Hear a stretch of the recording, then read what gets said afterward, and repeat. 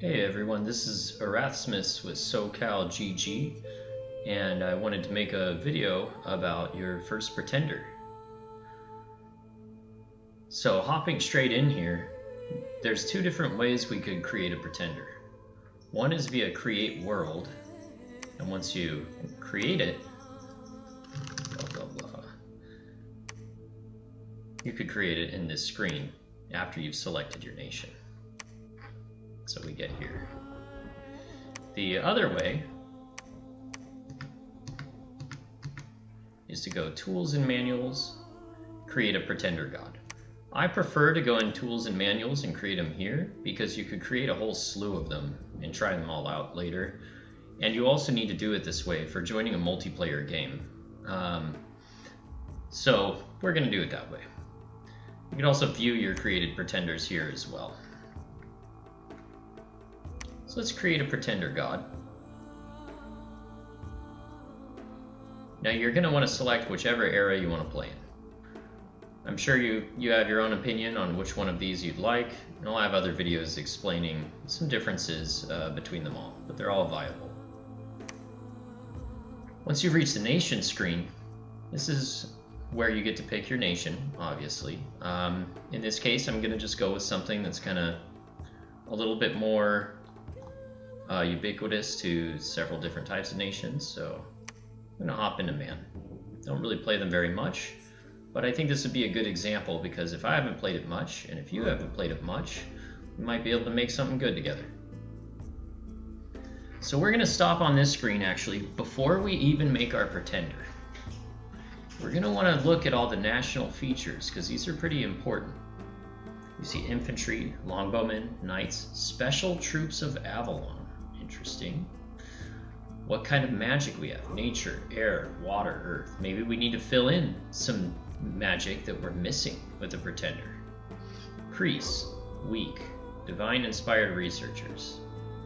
Alright, cool. Wow, temples cost 200. Nice. Get temples for cheap. Alright, so what we're going to want to do now is find out where our sacreds are. This is a very important part of building your pretender.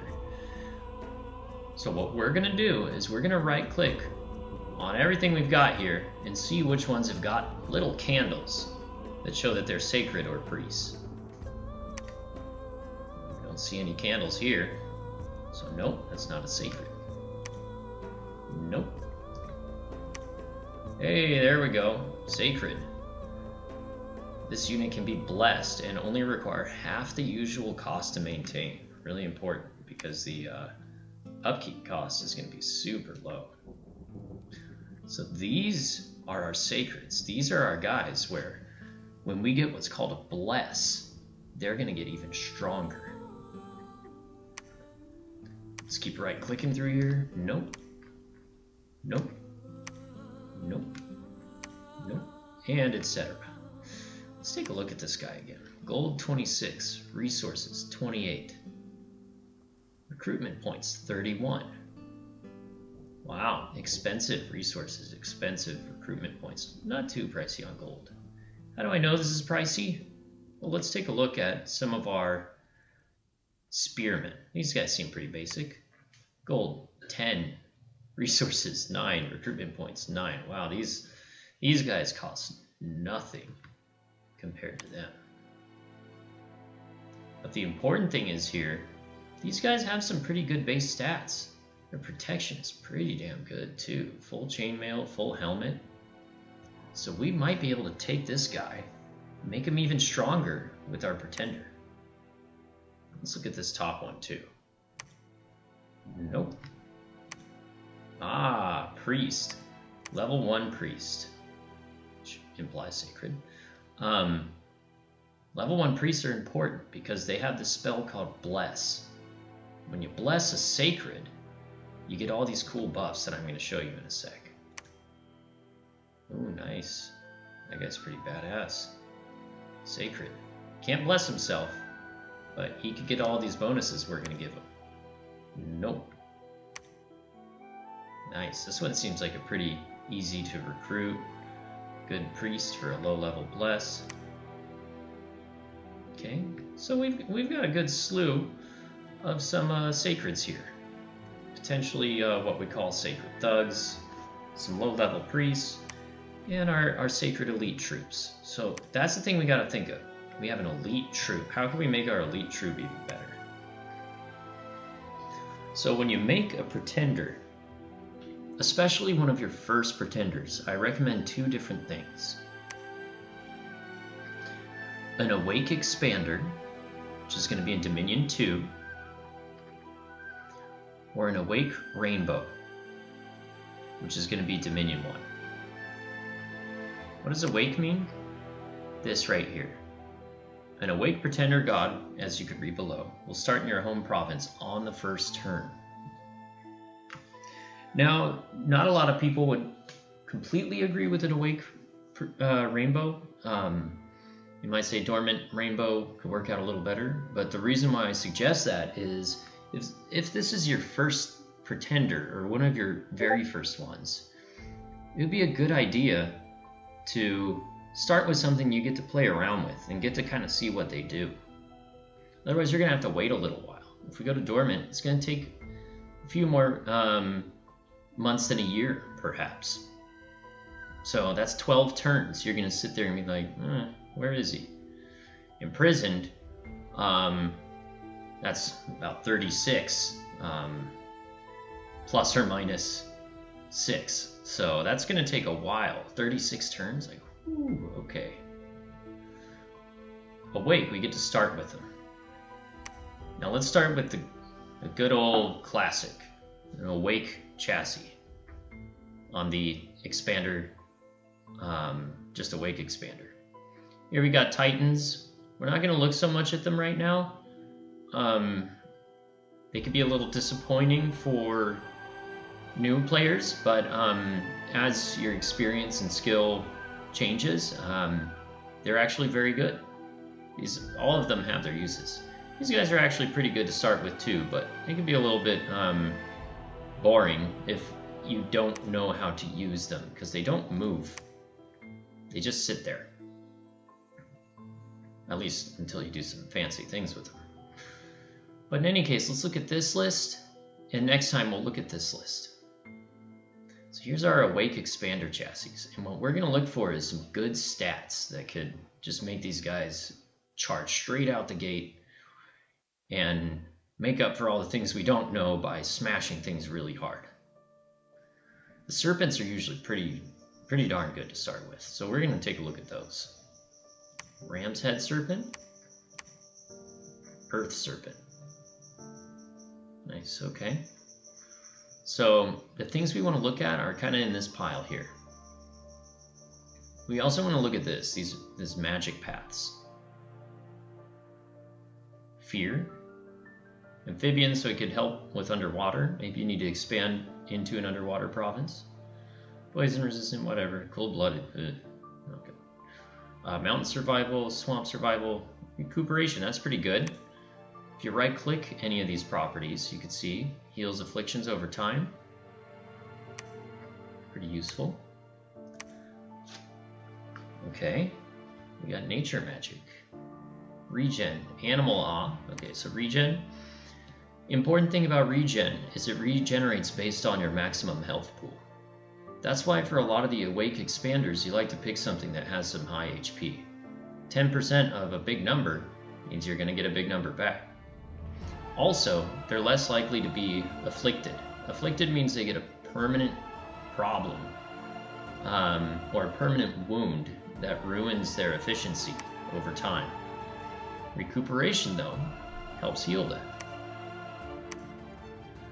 And look at this. See these little animals kind of hidden behind them? I don't know why they put it behind them. But if we highlight that, look at the bottom of my screen. It has 2d6 boar and 3d6 deer at his side at the start of each battle. So it just gets that for free, going straight in. This attack's okay. Just one attack. Usually we want more than one attack, but one can work. Hit points 150. This is pretty good. Alright, so let's go ahead and I think I'm going to go forward with this guy as our pretender.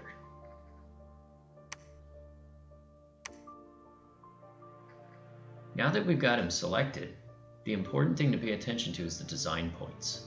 This is where all your bread and butter is going to be made for creating your nation, as well as your pretender. Don't think of this as just what this guy's going to be like. Think of this as how your entire game's actually going to play out like. By picking an Awake Expander, we're rushing forward and going for early game territory, as well as early game strength that can actually sometimes deter even mid-game attacks from other players. So let's go ahead and start looking at this. Design points, 225. All these chassis cost a different amount of points. Down here we'll see maybe 100, up to 200. This guy gets more expensive. Another important aspect is if you right-click him, new magic path cost. If we want anything other than nature, we get a flat 80 tagged onto that cost. That's a lot of points. So watch, if I click this, boom, removes all that by default. If I do the next level, not so much. Just when you get that new path going from 0 to 1, that's when you get that flat, massive chunk. Look at that, lost all of it. So we're going to want to stack some more points into this guy here. That way we don't get penalized as heavily. And we'll see what kind of bless we could get from this. Take a look at that. Once I hit 4, we go right into our new bless effect. We also get some new custom priest spells.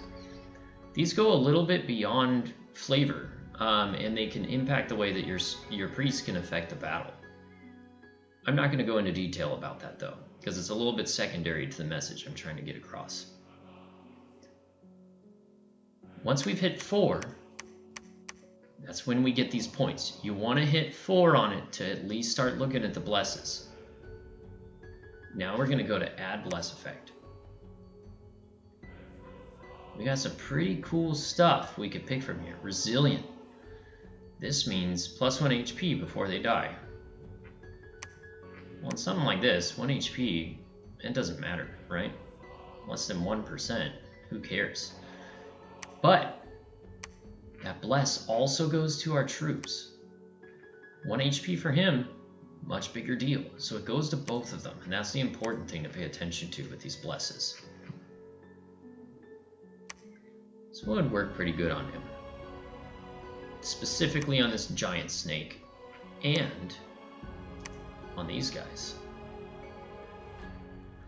They're both elite. So let's see here.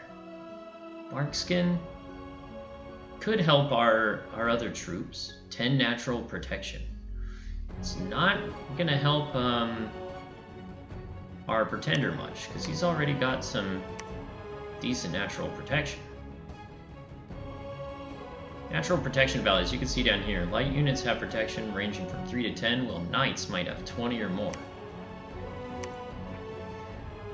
So I think what'll go good on this guy is maybe Berserker. They'll go Berserk when they're wounded.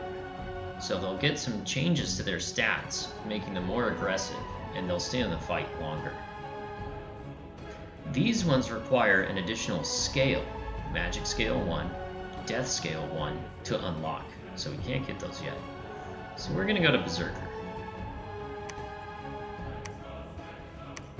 Let's increase this number. There we go. Incarnate only means this only will bless your troops if your pretender is awake or is online. So if you pick dormant down here or imprisoned, you do not get incarnate effects. Very important. That's why we want to go awake. So we got Berserker. What else can go good with this? Well, I think with elite troops, kind of pushing them over the limit might be a good idea. If we can look at this protection value, keep them alive longer, maybe that'll be good. So let's try playing with this. Let's just throw some points in there and just see if we we find something we like. So if you put 3 in everything, you'll get to see everything here. And you can see there's so many options. So let's take a look. What might be a good one for that giant snake and for those troops? Attack skill. Makes it easier to hit enemies and repel attacks. That's pretty cool. Heat aura. Fire shield. That might actually be kind of fun. Give them like a flaming shield or something so they burn when they attack them. Yeah, actually that sounds cool. Swiftness. Charged bodies electrocute them when they get hit. All sorts of cool stuff. Defense skill. That might be nice. Larger. Wow, 30% more HP is actually size 5 or less. So, unfortunately, we're 6. That's not going to work on him, so we're not going to do that. Fire and shock resistance, hard skin, +5 natural protection. Ooh. You know, that would be really good.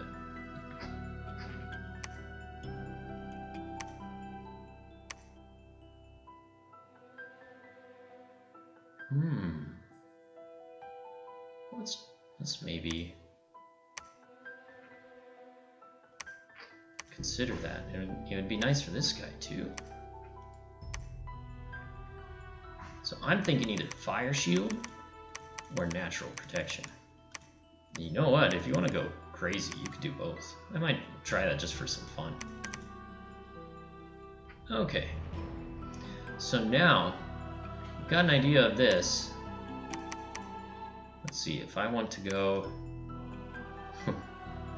that's pretty far up there. Okay. I'll try this, but it might get a little difficult. Hard skin and berserker. Nice.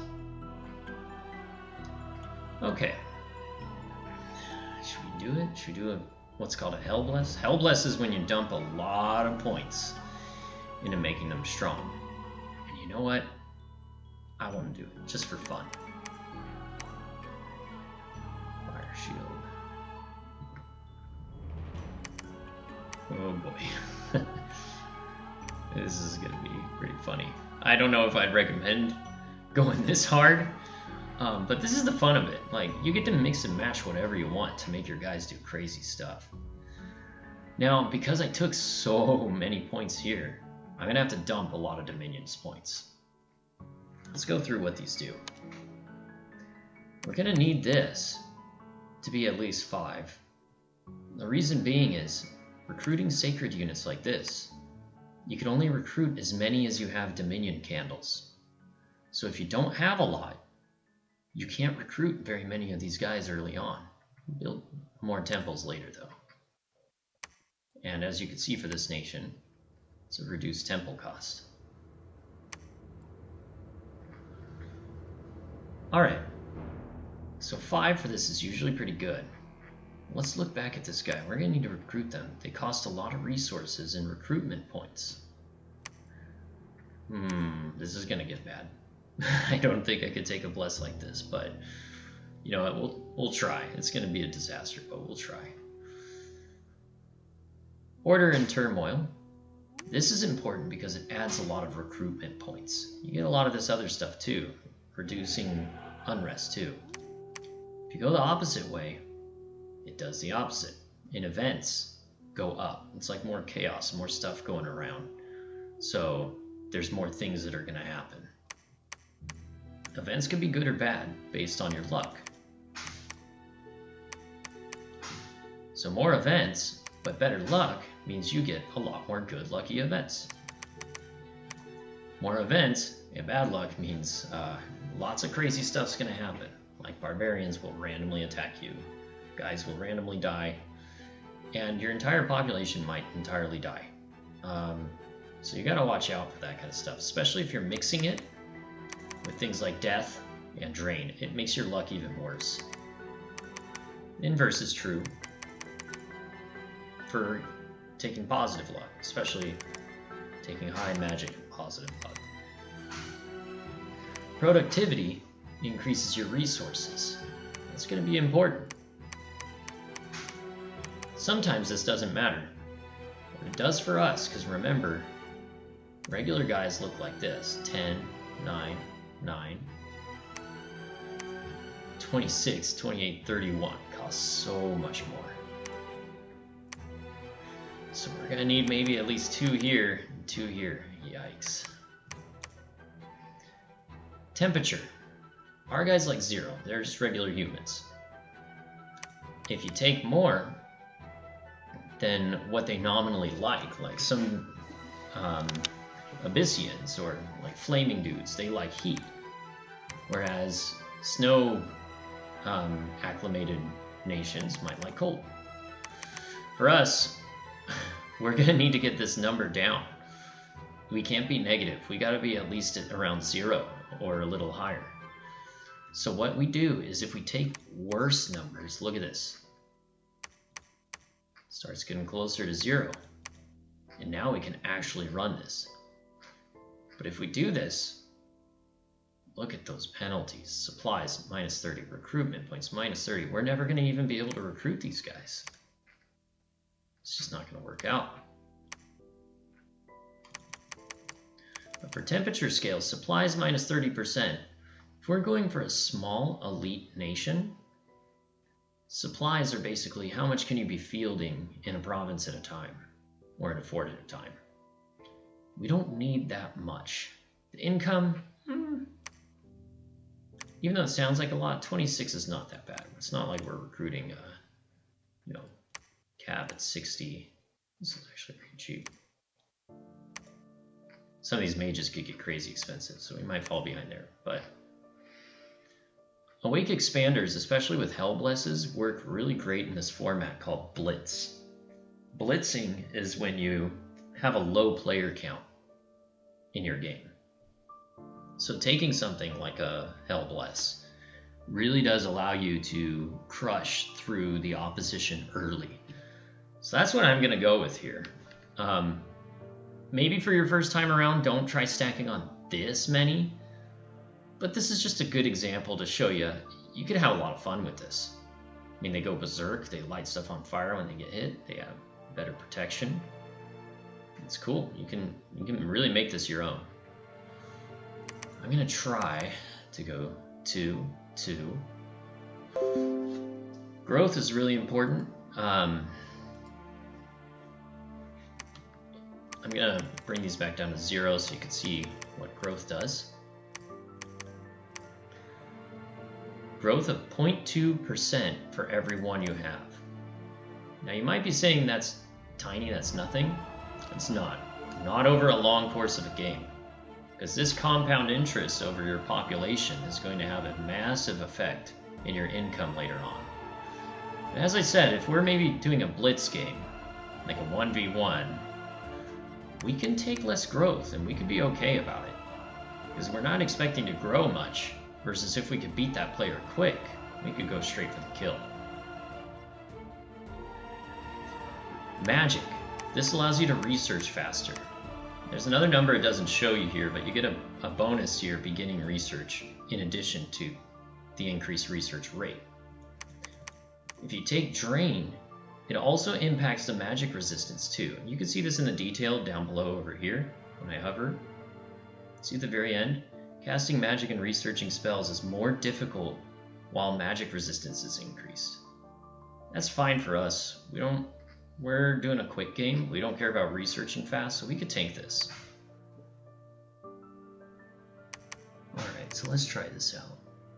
Oh my goodness, yeah, I don't think this is gonna work.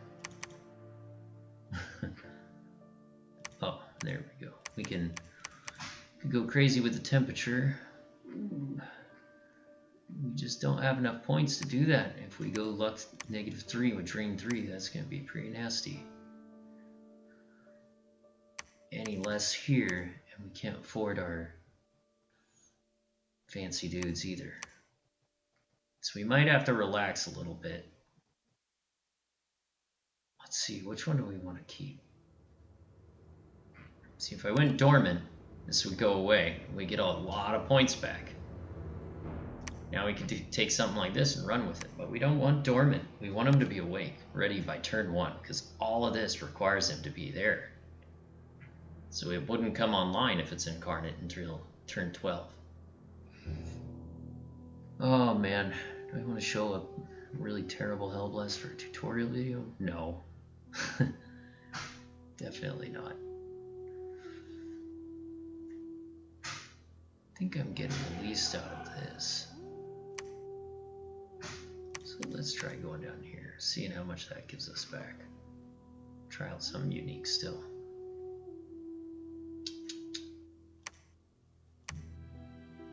Oof. Nope. Don't want to do that.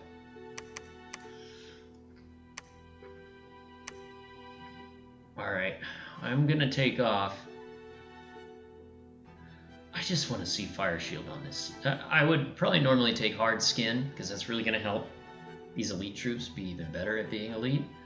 I really just want to see what happens if I take Fire Shield here for fun. Let's have some fun with it. Misfortune 2. Let's go down to 1. I don't want to mess too much with Misfortune. And here we go. We're going to try this out. I think it'll be a good time. Eagle, goat, head, snake. Create a world. Testing things out. I like to use the pre-made.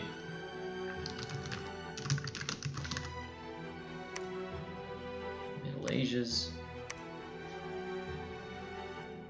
We did man.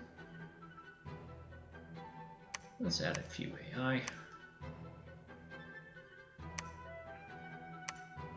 Load Pretender God.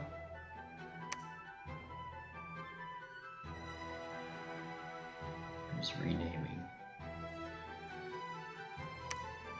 Renaming is allowed. There we go.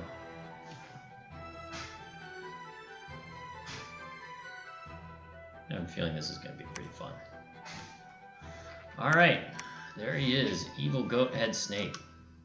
Let's have him do a little bit of research.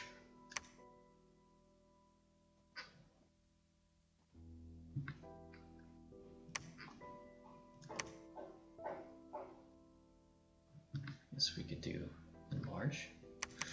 You could pick some spells that you like early game for allowing him to cast some cooler stuff later. I'm not going to put too much focus on that though.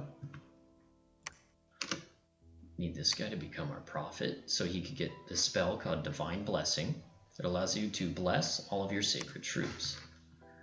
Important thing, go ahead and right click your prophet and press R once you're in that menu and rename him.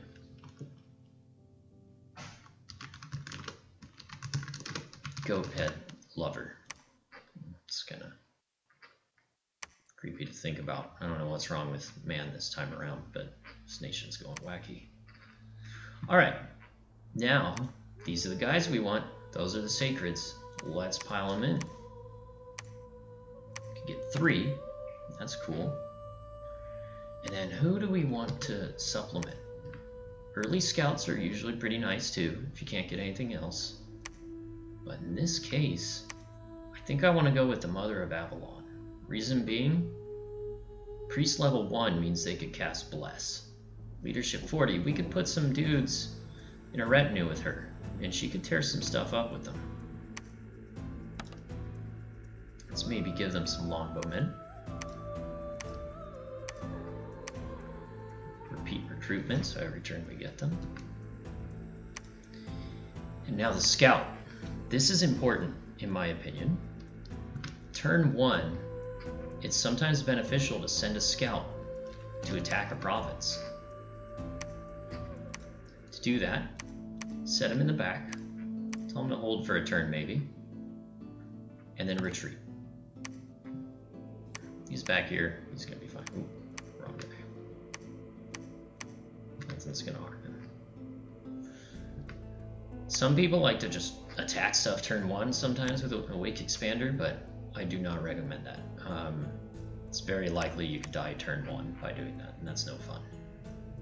But the reason why I set my scout to attack turn 1 like that, so he could run in there, wait a sec, and then retreat.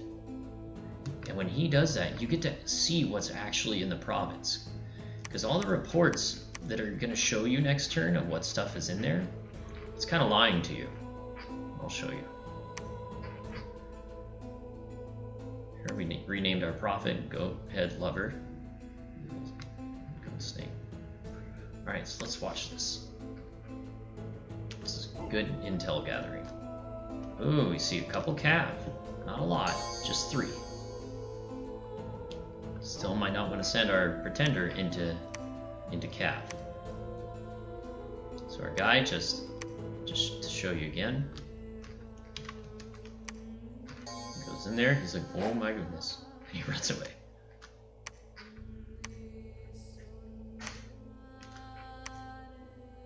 Okay. Oh, did that report lie to us too? Look at that. See a heavy cav? 21 militia. About 20 units, okay. But it said nothing about the heavy cav. Go figure. Alright. So let's try this out. We've now got our sacreds ready. Let's maybe make 3 groups. Tell these guys to fire. Maybe put these guys a little bit more forward. What plus did we take? Fire shield, berserker. Okay. So we'll have them go in first so they can trigger their fire shields. Let's see if their combat speed is good here.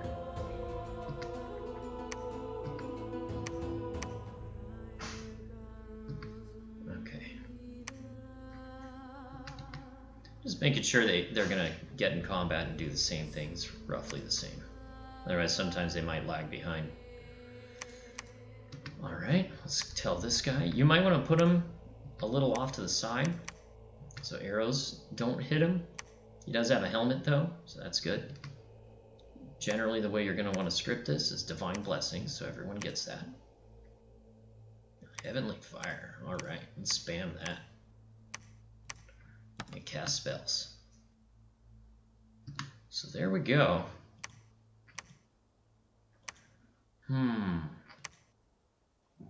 It's kind of a tough one to pick.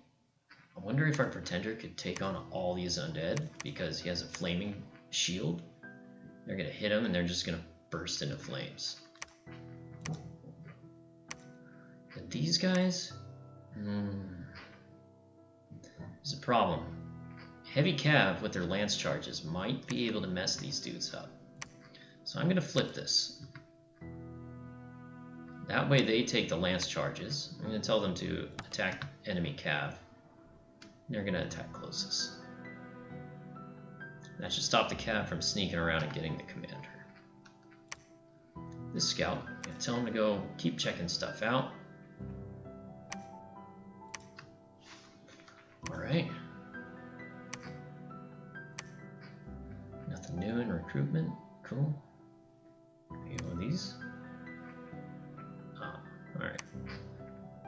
Let's go. We're gonna look at all these battles and see the cool stuff. Whoa, look at that. Flaming demon goat snake. Oh no, I forgot to tell him to attack. Oh, look at that. Doing some work. That's okay. I normally tell him to attack stuff. Look at the fire shield just demolish those undead. And so he's taking some damage. You see those numbers coming up? But watch.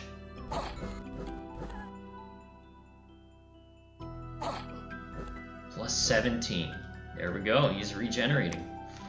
And he is regenerating as the undead light on fire while he is berserk, stopping him from casting spells all the time. And he is just smushing them. Actually, that worked out great. Freaking solid. He's slow. So there you go. Awake Expander. Fun stuff. Let's see what else we got. This blessing's gonna go off, and these guys are gonna go in flame.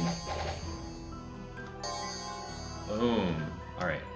See if we could absorb the lance strikes from the cav.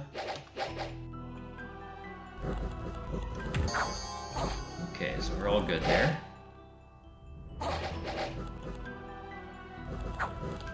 Uh-oh. Sneaky dudes. Always gotta be careful of a couple dudes sneaking back there. Speed this up. Oh yeah, they're just shredding them. Look at that. Awesome. So this is a pretty fun one. I didn't know if it'd work out the best, but it's looking pretty awesome. Lost some spearmen, that's okay. They took it from the heavy cav. Better lose some spearmen. Let's check this out. What do we got here? Oh yeah, we're gonna eat this thing alive. Oh, hey, who's that? Huh. He's got some death gems, so he's animating some skeletons. Might need to watch out for that. Catch you off guard sometimes. Alright, what do we do from here? We freaking throw this guy at him. Has he got anything to...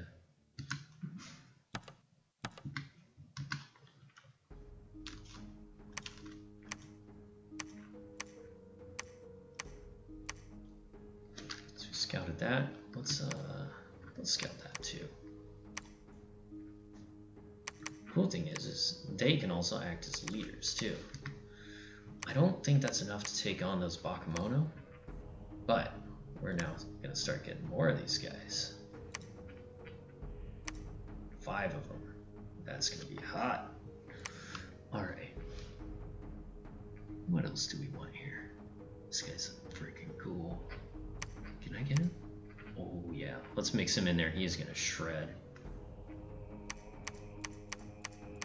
Look at that.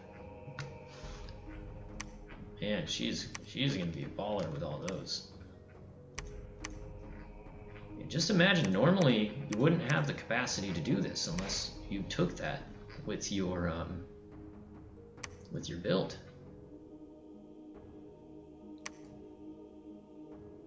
So he's just spotting stuff for me. Okay, so we got another lying report. We've got some heavy cab. Okay. Let's check out this other stuff. See how our dudes do. Sometimes you never know if something completely counters. Ah, I forgot to put these guys back. So, unfortunately, might lose some spearmen. These guys should probably be in the front because they're so elite. Unless there's heavy cab. And you're going to eat lance charges. But they still ate those guys for breakfast, so that's okay. Could have not lost him, though. This is what we want to watch. Think he could take them on? Ooh, he's berserk. Ooh, he took a good chunk there. One thing to watch out for is barbarians. See that guy right there? Barbarian chief?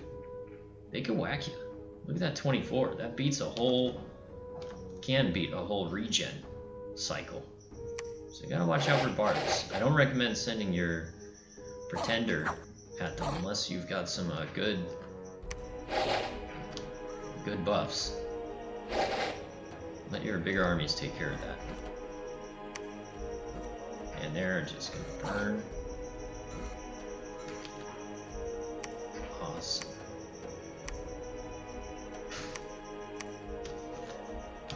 So, as you can see, we've got a solid build here. This is going to work out for several turns to come. Oh, we want to see this guy.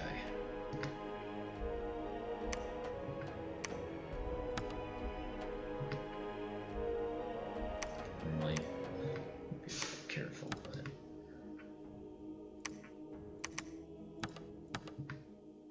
you want to make sure to get your buffs on those sacreds from your nice bless. To do that, it's good to put them on hold and attack.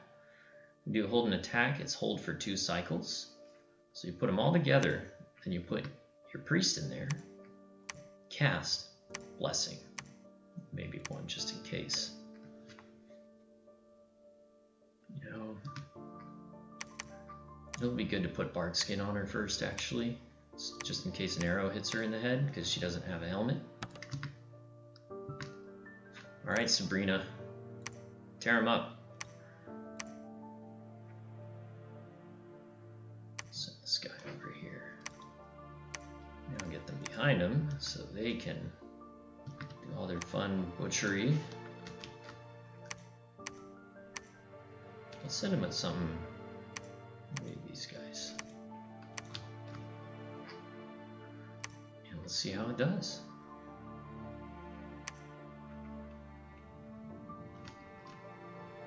Now, this is going to be in the dark, so they're not going to be as good as they normally be. There's bark skin. Bing. Oh, she didn't get all of them, but hopefully the second does. There we go, 2 castings. Oh, they don't care if it's dark at all. They're gonna shred. Uh-oh. Those guys out there. Maybe they could light up the cave a little bit. Ooh, that's something. Ah, man, he's limping. Back in action, soldier. Nice. Tore that up. No attrition.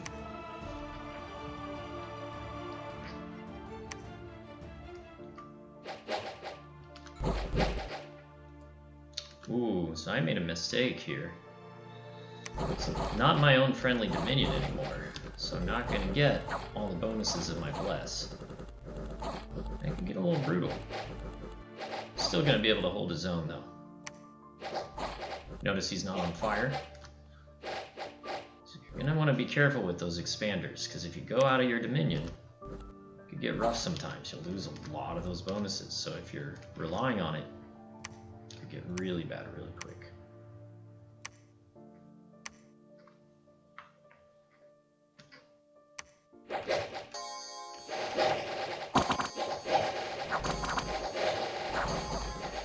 Ooh, last one.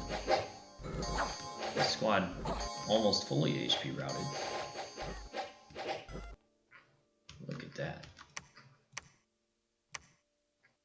Lost 1 of them, right? Well, a couple other longbowmen got 40 of them. I'd say that's good.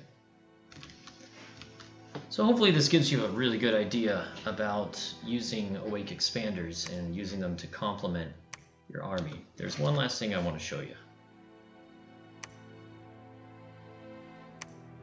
And that's a rainbow.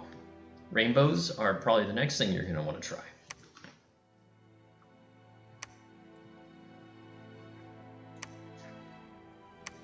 What a rainbow is when you pick like one of these little dudes, I like this one, and watch what happens. Boom. If you hit 3 in either these 4 categories or these 4 categories, it gives you a light bless for all of them. Really handy.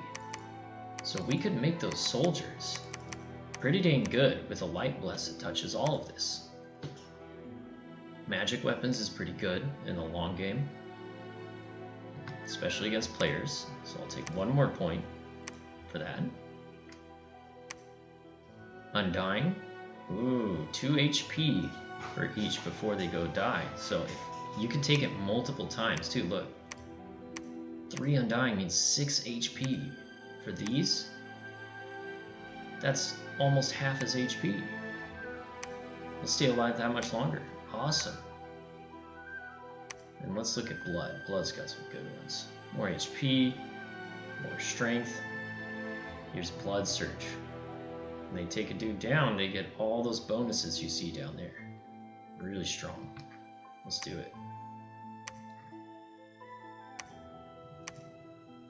Down here, let's maybe give them some dark vision, so if they get in a cave like that, they'll be okay.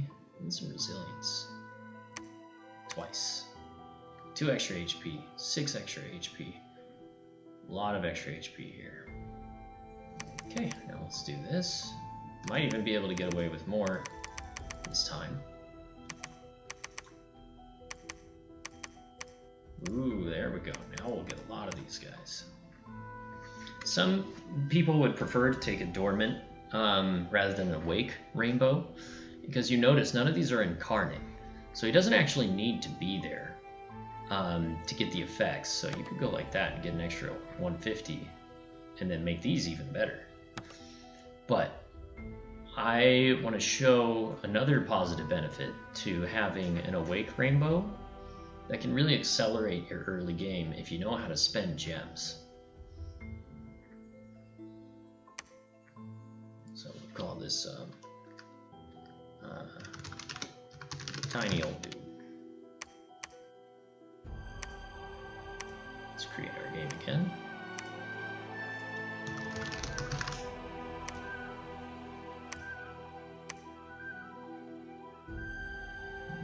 Man, okay.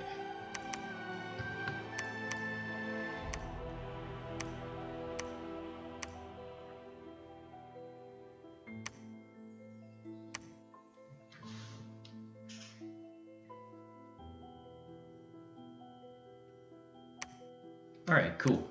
So hopping in here, one thing I want to show is if you take them awake, that's a massive early game research bonus. They also grant you better research later on when you have more mages there. But 46? That's a lot. It's just 50 to get into these, but it could take a few turns, right? But if you have this guy, you could really start cranking into whatever you want almost right away. It's a major benefit of the Awake Rainbow. So I'm going to have a research. This guy's going to become Prophet. Again, we're going to right click. We're going to hit R to name him. This guy Life Alert.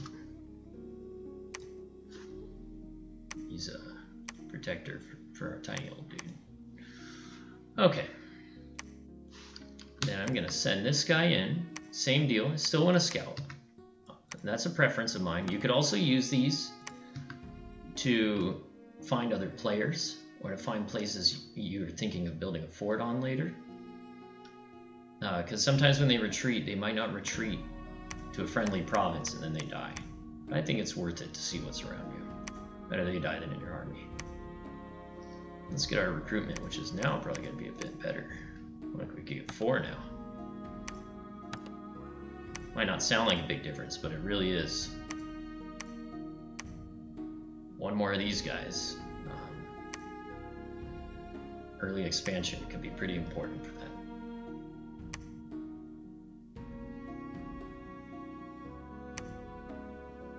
Ooh, this is a good target. Okay. Longbowmen. Militias and infantry. How many again? 33. Definitely not 50. Alright, let's send this guy in. Lead infantry can hop forward.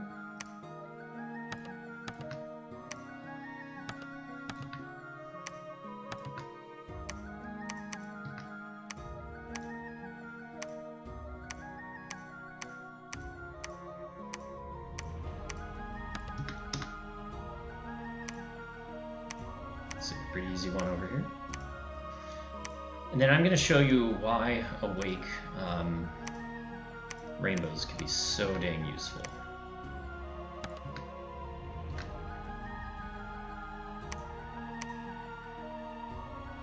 Alright, cool.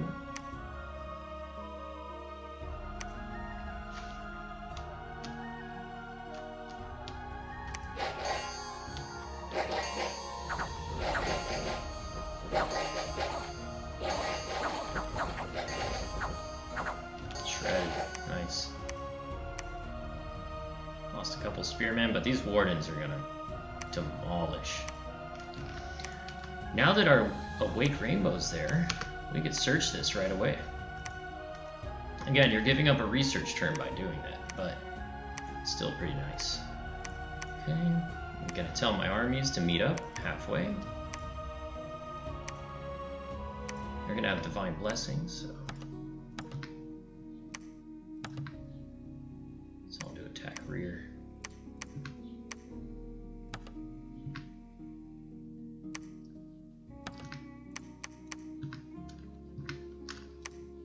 We can join those armies. Reduces as much attrition as possible. And look at that. Those scales we took are really accelerating us now. And as you can see, this build is going to start outpacing the production of the last build we tried with the goat.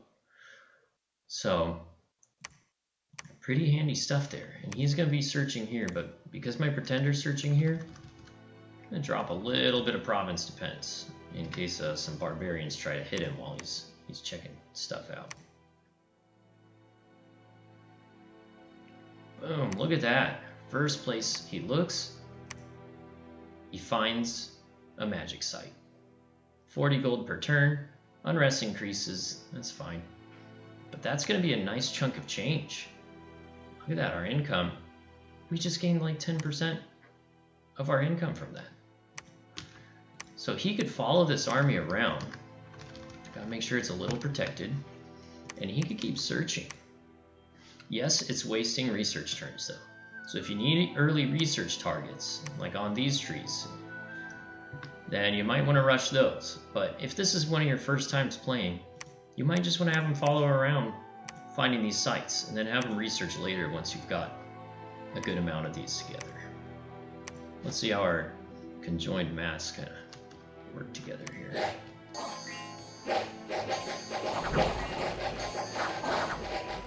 Look at those blenders. Not a single one. Awesome. None went down. 18. They are just chewing up. Alright, so I hope that gives you guys a really good idea on some good starting pretender builds for your first couple times around. We got the Awake Expander and the Awake Rainbow. Awake Rainbow can really help leverage early site searching and research bonuses where you can buff your troops really early. You could put them on dormant, get a little bit better production if you really want to max this out. But as you can see, we can't really max it out much more than this, right? But you could take some better scales. Versus the other expander would be expanding at twice the speed of this in the early game. So think of it this way. That goat head is another army of its own.